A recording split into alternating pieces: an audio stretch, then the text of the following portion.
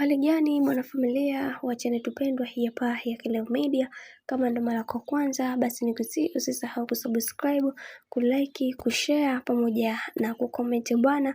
Diamond Platnumz atoa sifa kwa mke wake ambaye ni Bibi Zuhura, na kitu ambacho alichoweza kukisema ni kwamba katika wanawake wote ambao waliweza kufunga nao ndoa au wale wote ambao waliweza kuingia nao katika mahusiano, Zuchu amekuwa moja kati ya mwanamke ambaye mwenye hekima na heshima, na anatamani kuweza kuona akipiga hatua kubwa sana katika maisha yake, kwa sababu amekuwa moja kati ya mwanamke ambaye anayejielewa na kujitambua pia, na ameweza kuonesha ushirikiano wake wa hali ya juu katika kila hatua ambayo wamekuwa wakiipitia, na binafsi anafurahi kuweza kuona haya yote yakitokea katika maisha, na anatamani kuweza kuhakikisha kila kitu kinakuwa katika misingi na mikakati iliyo imara, kwa sababu kuna vitu vingi ambavyo vinavyotokea katika maisha yake, na yeye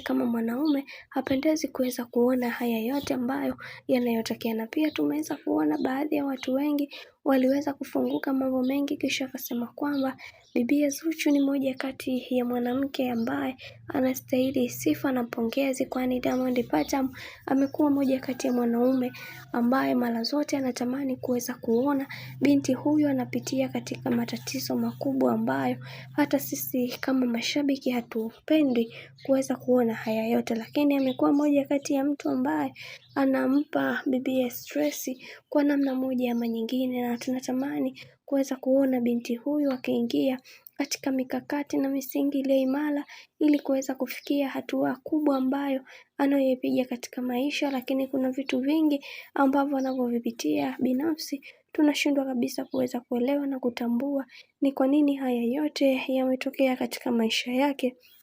Kiukweli hili jambo linaumiza sana na linasikitisha, na wacha tuendelee kumuombea Bibi Zuchu, kwa sababu Diamond Platnumz ni moja kati ya mtu ambaye anabadilika kila wakati, na sisi tunamuelewa vizuri kuhusiana na maisha yake yote kiujumla. Hivyo hatutaki kabisa kuweza kuona akimpa manyanyaso binti wetu, kwa sababu Bibi Zuchu ni moja kati ya mwanamke msikifu na mwelevu pia. Hivyo yatupaswa kuweza kuhakikisha kila kitu kinakaa katika mstari ulioweza kunyooka, ili kuweza kuhakikisha kila kitu kinakwenda kuwa sawa. Bwana, mambo ni mengi sana kuhusiana na haya yote ambayo yanayoendelea kwa kipindi hiki. Mimi naomba nikusihi kitu kimoja, kama ndo mara kwa kwanza, basi usisahau kusubscribe, kulike, kushare pamoja na kucomment, kwani ukifanya hivyo utakuwa umejiweka katika nafasi nzuri ya wewe kuweza kuenjoy na kufurahi pia katika channel tupendwa hii hapa ya Kileo Media.